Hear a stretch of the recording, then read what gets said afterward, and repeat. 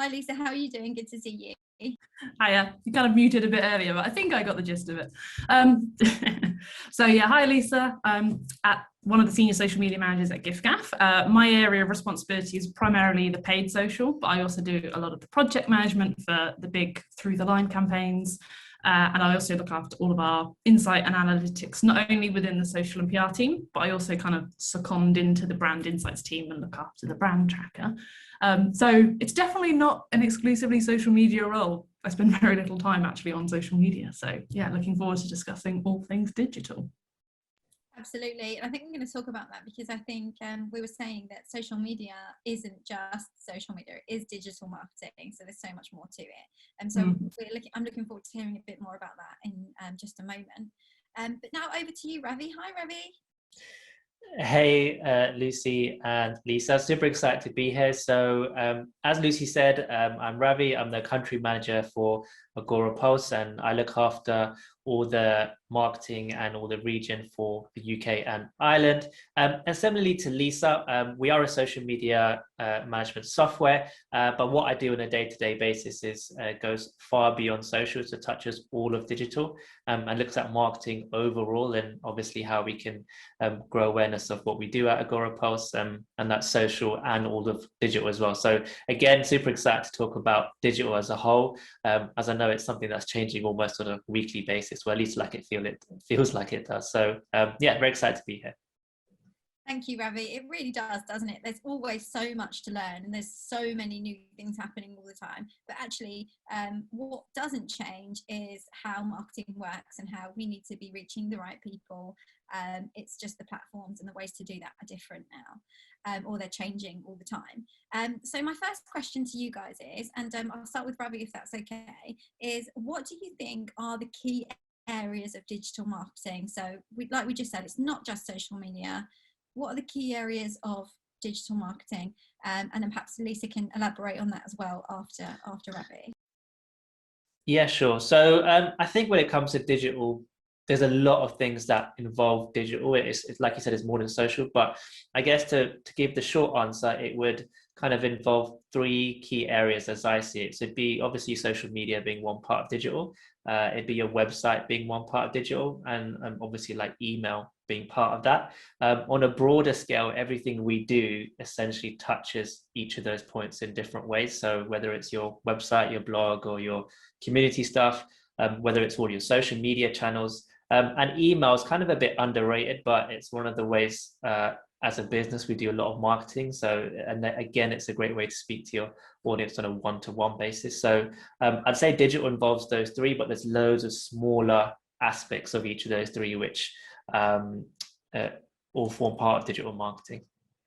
Thank you very much, Ravi. Is there anything you'd like to add to that, Lisa, or any other kind of areas of digital marketing that you think people should be looking at and focusing on? Yeah, absolutely. Digital is a really interesting sort of channel because it actually touches every element of the decision journey for your customers or members, whomever they might be, because you reach them with advertising. They are researching you via Google. That's your SEO working hard. You're engaging with them via your social media community management. Your website is converting them. There's every single part of that decision journey is fed by digital, and more so. So I don't see any of them being more important than others. It's just where you can upweight what will have more impact for you and your specific business. And within social media itself, social media isn't just social media. You've got paid, and then you've got the different parts of the funnel for paid. You've got organic and building a community. And one thing on organic won't work on paid. There are different ways that you need to perform there. But then you've got your social help. How are you actually helping your customers through any issues they might be facing? And with that, you can help upsell. And then there's the retention piece behind it as well. So it's a massive area. None have more importance than the other in the grand scheme of things, but there's different elements, that you can pull at depending on what you need specifically.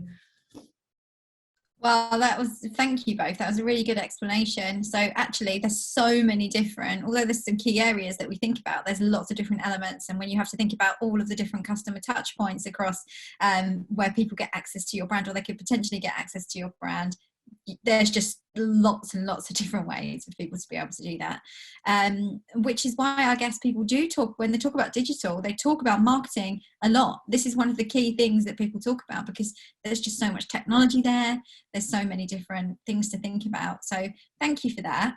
So my next question then is, for those people who have worked in marketing, or they work in PR and that kind of thing, but they haven't like necessarily, or they've started using digital, they probably have now, because digital is just marketing now really, but what is the difference between traditional and digital marketing, and is there a difference anymore, or is it all just the same thing? I'm going to take this one to Lisa first. In a way, I agree, they are very, very similar, and you can't really have one without the other because they amplify each other further. But for me, the key difference is data availability. It's much easier to like attribute a sale to a display ad or a social ad than it is an ad you see out of home or on TV, at least from a last click. I know if you want to get really into it, there's, you know, multi-touch attribution, but yeah, it's a lot easier to access that data and analyze it, and therefore optimize where you want to be seen. That's like a real big struggle for a lot of other offline non-digital channels. Yeah, actually, it always has been. I'm from traditional media, actually, so I'm from magazines and that kind of thing. So I just remember, you know, yeah, well, 10,000 people get this magazine. Yeah, but how many people actually read it? Well, you can't actually tell. So you just have to, oh, what should we do then? Should we put a discount code on there, or like, you know, tell someone to go to our website and we can track it like that. So this, yeah, totally agree, totally get that. How about you, Ravi? What do you think? Yeah, I agree with what Lisa's saying. I think with traditional, like you said, with like a traditional print or like a billboard, it's brand awareness. That's such a funny term in marketing, because you can never really measure what brand awareness is. It's like cars driving past, looking at a billboard, etc. But how they're merging together is the digital side is allowing us to, like what Lisa said, track that. But the main difference with digital is you can now be super targeted. So like if you're a jewelry company and you're selling wedding rings, you can actually target people who are engaged to see the offer. It's the kind of times we're living in is, to Lisa's point, the marketer or business has the data now to actually deliver specific messages to people. Yes, we still get spam because everyone wants their message to be heard. So there's nothing we can do about that. Like you see it on Instagram, LinkedIn. But if the message is targeted really well, like that's where companies are really seeing massive changes in their sales and their performance, because they're able to super target their audience. And the goal for any company would be then understanding who your ideal buyer is and then creating messaging around that. So for me, it'd be the ability to target on a super micro level on exactly who you want. And it could be age, gender, and interests. And that's the, you know, kind of key defining point for digital, which is always going to keep it adapting and changing moving forward. Really, really good. Well explained. Thank you, Lisa and Ravi. And I guess that means that digital marketing, when you're targeting through digital, it means there's less wastage and you save more money, because you're not just kind of blanket targeting everyone, hoping for the best, I guess, and just trying to catch as many people as possible. Thank you very much, guys. If you do have, I can see you all here, so if you do have any questions, please feel free to put them into the comments box and ask, because Lisa and Ravi are ready to answer any of your digital marketing questions, whether that be about social media or the whole process of digital marketing, or data, because that's a very important one. I know we have some talks on you know, analytics and data and that kind of thing later as well. But my next question to you guys is, what skills do people need to get into a career in digital marketing? So we just talked about what digital marketing is, well, an overview of what digital marketing is anyway, and you know, what the difference is between kind of traditional and digital. But you know, people maybe coming out of uni and that kind of thing, or people who are just looking to change or pivot careers, what kind of skills are these people going to need? And do you need a degree now to get into digital marketing, or is this something you can learn as you go? I'd be really interested to hear from Ravi to start with, and then we'll go to Lisa. Thank you.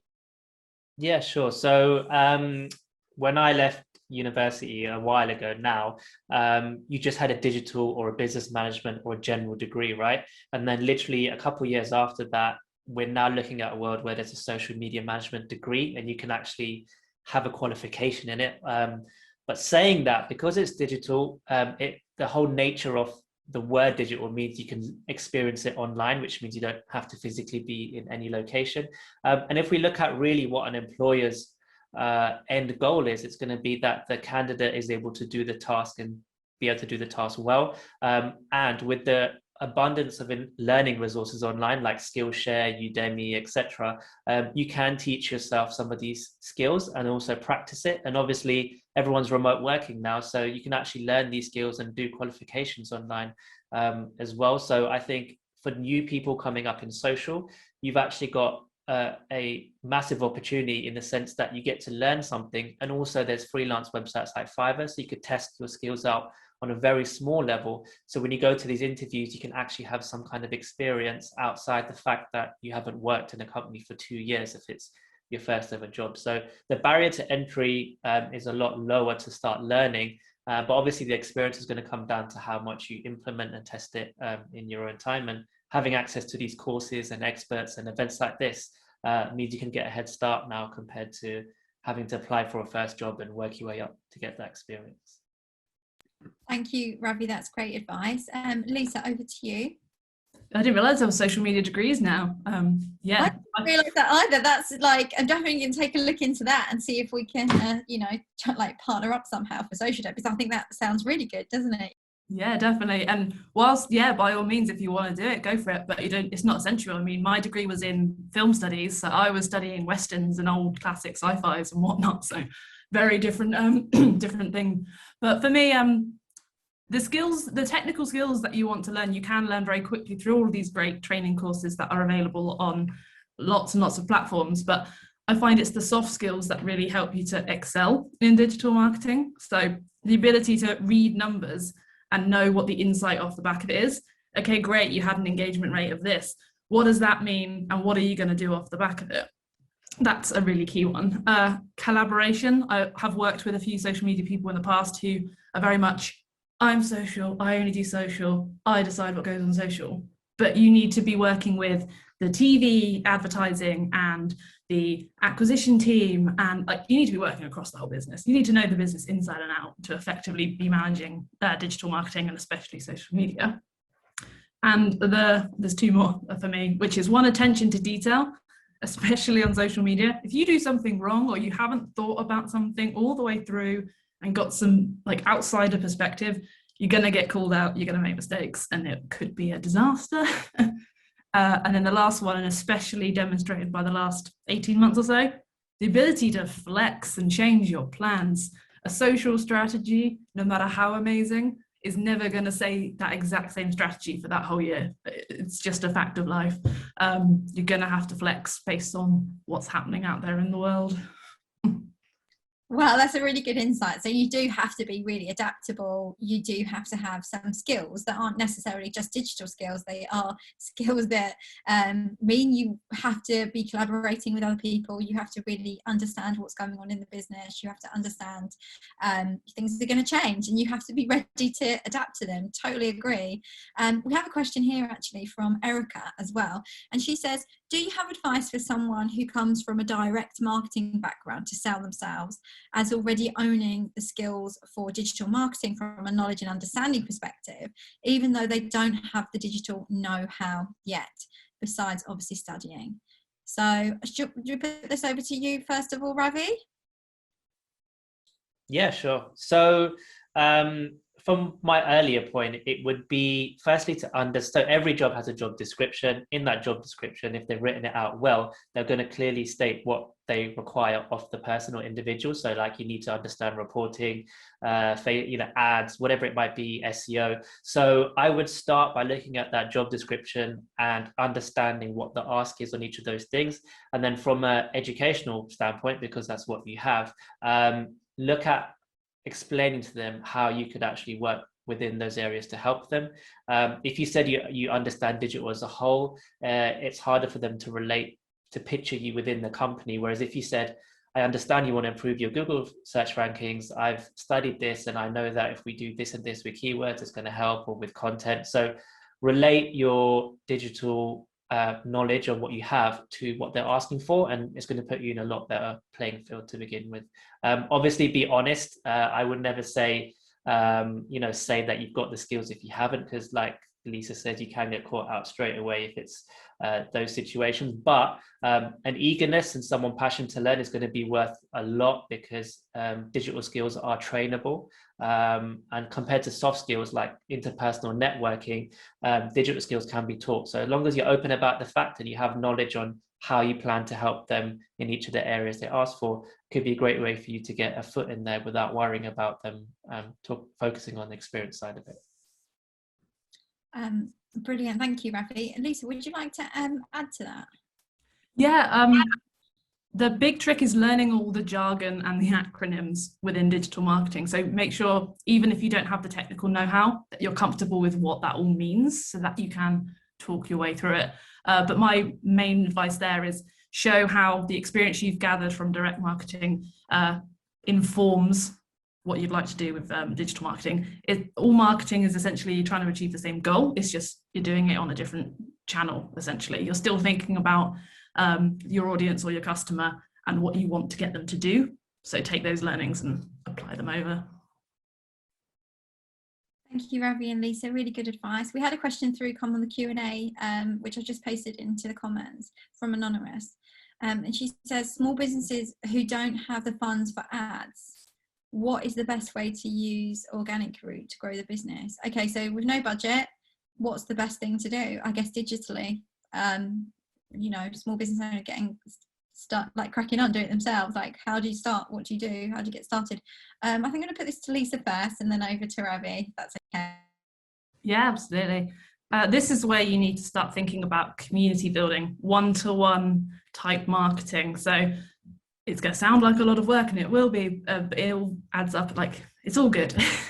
So essentially, know who you're wanting to reach and start engaging with those people. Follow them, engage with their content, find any online Twitter chats that you can engage with, get known for being within that space, put feelers out for like up and coming influencers who are, low cost at this point.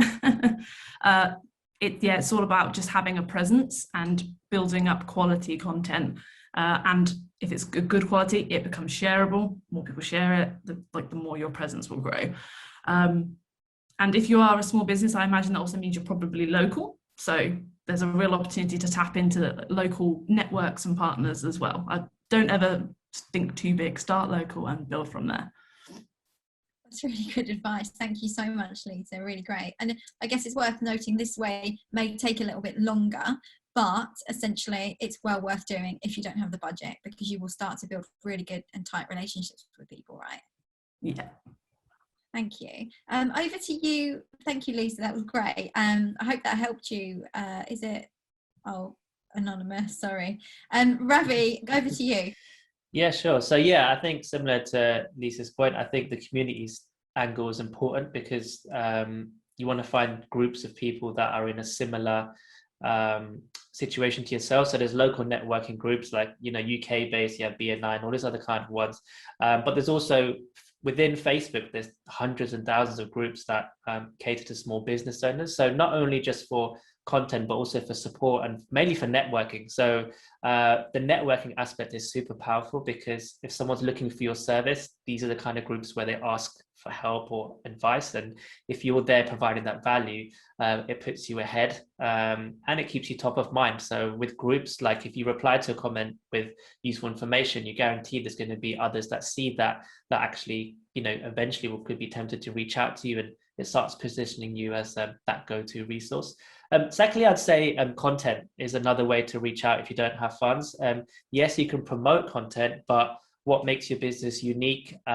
Sharing those expertise via social media posts. It could be a blog, it could be a video. You could switch on your smartphone and talk about your expertise in jewelry, making suits, whatever it is you do as a small business, baking cakes. And that would be a good way to get your name out there. Obviously, you have certain advantages like with Instagram and hashtags and Twitter, where you could actually extend the reach or join conversations. But I think content is a long-term game as well. You're not going to go viral overnight. But if you're posting regularly and you're using the social networks to spread those messages, then it could be a good way for you to get your business seen and heard. And if they're signing up to an email list on the back of seeing all these blogs and content, again, you're building up an audience which eventually you can sell to, and you could help launch your business or your campaign. I've thought of something, a throwback to my first job out of uni, when I was the comms person for a very, very small children's charity. And Google Ads gives you sort of free Google Ads credit, essentially. And we had a lovely Google Ads agency that would manage that for us pro bono, because we're so small and they're earning so much money from all the big players. So this is probably more for anyone on the call who might be part of a charity, but yeah, seeing what you can get for goodwill will help you go a long way. Love that. Thank you, Lisa. That obviously worked for you guys, didn't it, at the time? So definitely worth checking out some of these things, and not being afraid to ask as well, I think is really important, and not being worried about asking. So we have a question from Payal. It's quite a loaded question because we might need a little bit more information, but she's asking, do you have any tips on doing a launch campaign for a new accessories brand? Ravi, what about you? What do you think about? Wow, that's a loaded question. There's so many variables which we don't know, so I'm just going to make stuff up because I don't know it. It depends when you're going to launch. Is it like a month, a week, or even next year, or 6 months, or whatever? Then you work backwards. So if your launch is like in 3 weeks' time, you want to plan your content. You want to get as much exposure as you can leading up to the launch. Is there a special offer you're going to offer on launch? Can you work with influencers? Do you have ad credit? Have you created a content to tease them about the launch in the lead up to it? If you've got an email list, are you going to be sending out emails before to tease people that something brand new is coming? So it really depends on if you've got like email and your social and even your website and your content all set up. But to answer your question, the launch campaign needs to have everything ready at least maybe like a month out, because you're going to want to feed people in slowly to the idea. Unless you've got a mega offer, like 70% off or something really crazy, you could do it in a short term because people love a good bargain. But if it's like no one knows about your latest water bottle or whatever you're selling, then they need to be warmed up to that. So you need to have a time frame and plan that time frame to let all your social, website and email slowly go out and to tease people up to the launch. And especially if you've got an email list, you could use that to your advantage, because on launch day, if you announce that we're here, you can give special offers and get direct sales on the back of that. That's a super short answer because it's such a loaded question, but I'll let Lisa share her insights as well. Thanks, Robbie. Go for it, Lisa. Yeah, you kind of covered a lot of the variables that immediately went through my head. So I'm just going to repeat something I've said earlier, which is always the key thing that sticks out with my work every day, which is know your audience. You're selling accessories, but to who? A student with not much money is very different to, a well-paid 35-year-old, male, female, what part of the country, etc. So yeah, know your audience, know what they want, like get insights from Google and Google Trends, or see what they're saying on social media, and then give them what they want. Absolutely, that's both of you absolutely fantastic advice. But yeah, it comes down to really know who that person is that you're targeting, and get into their head psychologically. What do they want? What's going to motivate them to buy something? What are they interested in? Because yeah, like Lisa was saying, if somebody's a well-paid 35-year-old, for example, 40-year-old, and they're doing all right, discounts and that kind of thing isn't necessarily going to motivate them. Whereas if you're a student and there's a big discount, that might motivate them to make a purchase. So really think about all of those things before you get started. But good luck. It sounds like you've got a lot of work ahead of you, Payal, and we'd love to know what your brand is. Please do put a link in the comments so that we can all go and have a look and support you. So we have another question here now from Priyanka. I hope I pronounced that right, Priyanka. I think I did. But my question is about the analysis behind the digital marketing reports. Very important. Say we have run a digital marketing campaign, e.g. landing page, Facebook ads, and organic social media posts. What analytical thinking process is involved to derive conclusions from the report? Is there a good method that you'd recommend to follow to derive conclusions? Really good question. I'm going to put that to Lisa first. What do you think, Lisa? The main recommendation from me is trends. So don't just look at one post in isolation and say this performed amazingly, it's X% above benchmark, fantastic. The example I'm going to use is On my Twitter, I tweet a lot of nonsense. I'm lucky if I get 1 or 2 likes. I tweeted one thing about the Brits before I went to sleep last night, and I woke up to like 800 likes.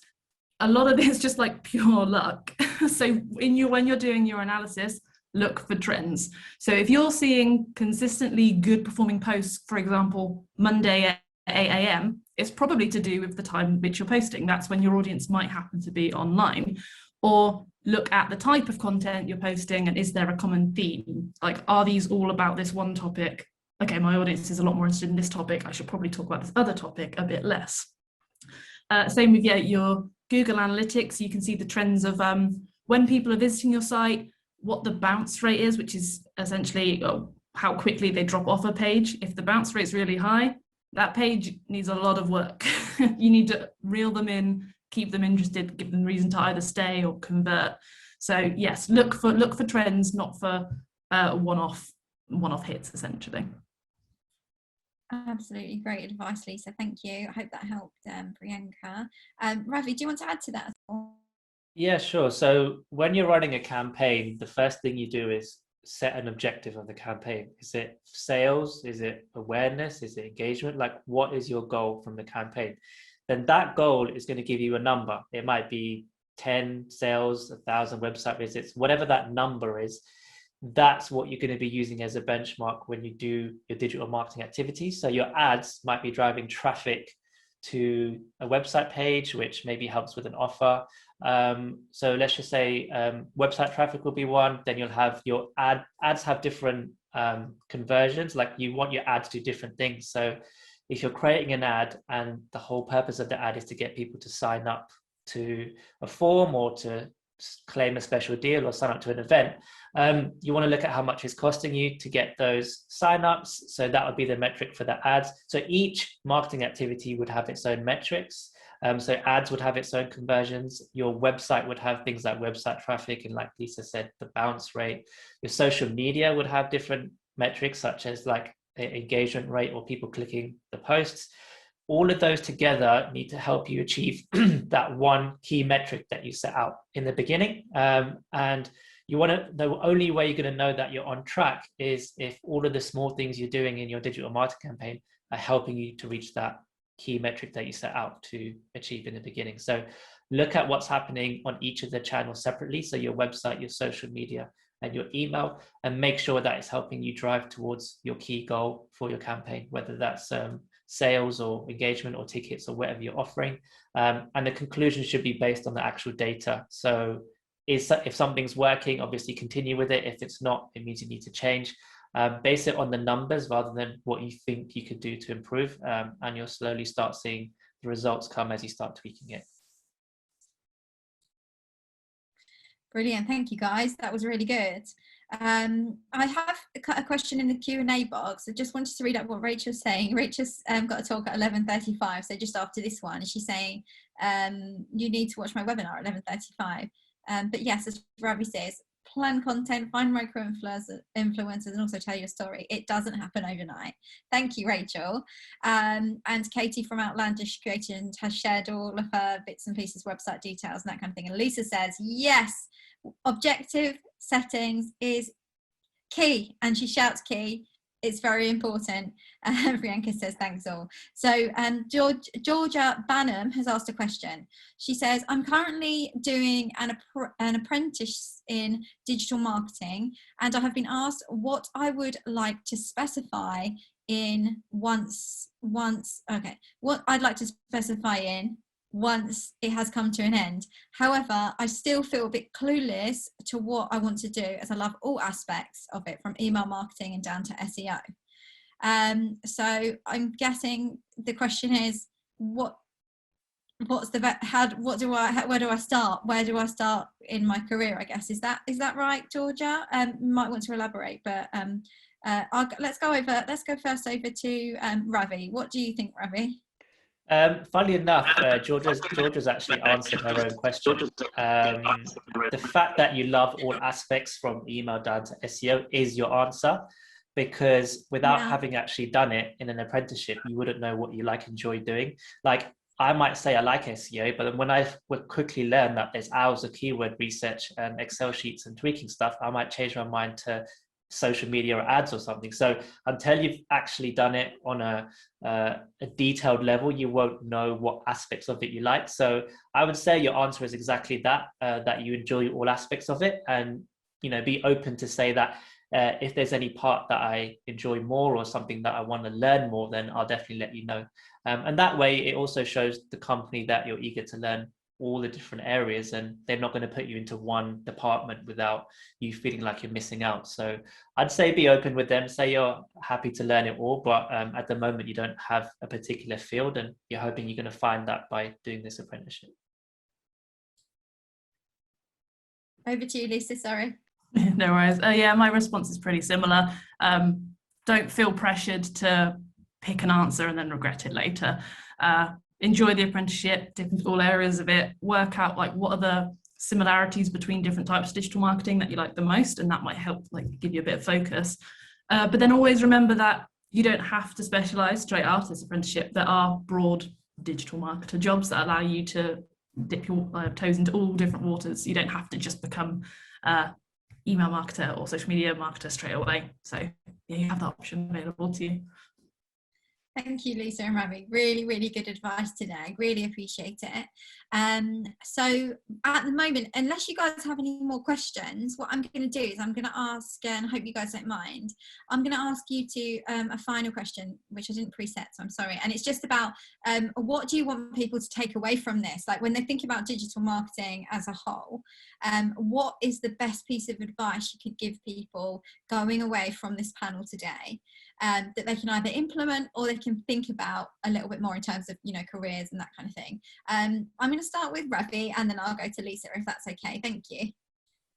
Yeah, thanks for that. I'm going to say something a bit random here, and that is you don't have to know it all. I've been doing social for like 10 plus years, and I would never call myself a guru or someone that knows everything, because tomorrow I could wake up and something changes and I would have to adapt. So whether you're a business owner or a freelancer or a specialist, always look at picking up new skills and learning what's happening around digital. If there's anything lockdowns taught us, is to be flexible, because your role might change, and if it means you change teams or you have to help out other departments, having that wider digital knowledge is always going to benefit you. So my takeaway would be to learn digital, but keep learning on an ongoing basis, and don't feel the pressure that you need to know everything, because there isn't such thing as someone who knows everything about one particular field. They may have expertise because they've got experience in it, but even the guys at the top of their field are learning on a daily basis. So always stay learning, and obviously and that learning is also going to help you to find new strategies and tactics that you can test in your business.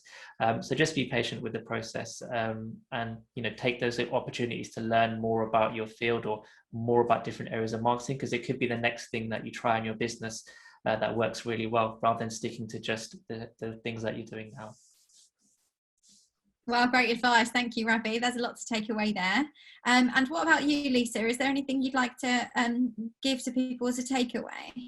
Yeah, I've got a couple. So one's a continuation of Ravi's, which is as well as keep learning and keep learning digital, keep learning all marketing. There's a lot of relationships to be had from TV, at home, radio, all of it. So keep learning everything. And my second one is always put yourself in the mindset of your audience. Think about, okay, what is this trying to achieve, and what do we want them to do off the back of it? Don't just put your own lens on it.